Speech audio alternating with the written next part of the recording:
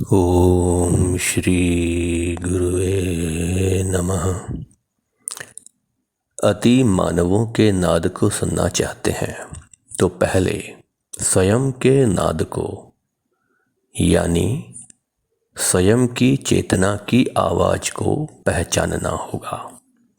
तिब्बती लामा नालजोरपा ने अपने अंदर उत्पन्न होने वाले नाद को पहचानने के लिए कई तरीके बताए, कई उपाय बताए।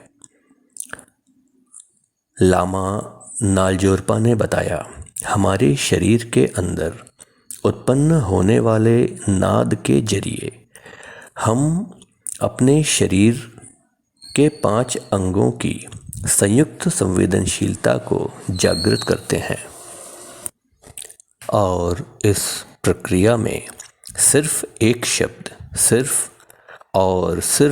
शब्द साधकों की सहायता कर सकता है।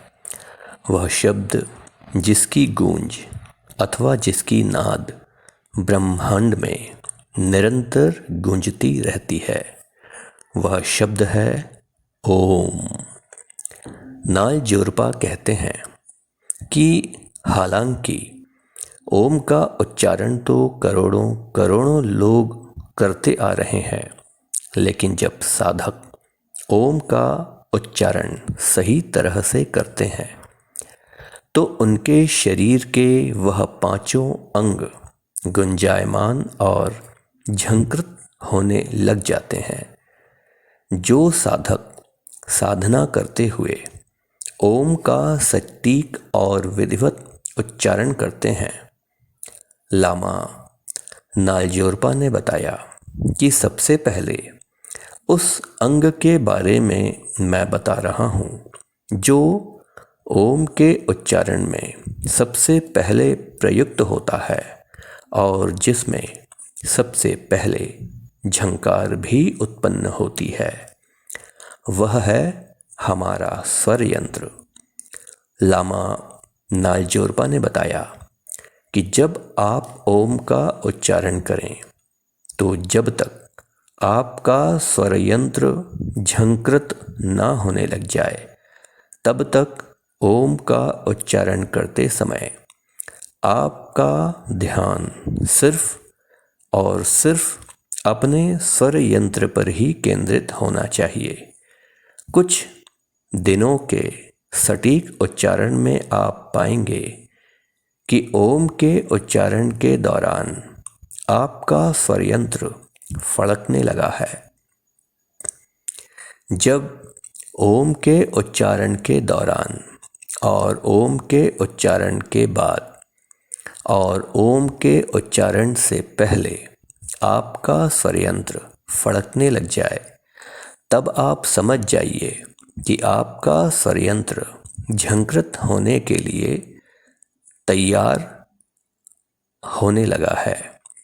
जब आपका स्वर यंत्र पर ध्यान पूरी तरह से केंद्रित होने लग जाएगा और स्वर यंत्र झंकृत होने लग जाएगा तो कुछ समय के अभ्यास के बाद आपको लगेगा जैसे आपकी स्वर यंत्र में एक छोटी सी चींटी चल रही है, वैसा आभास होगा।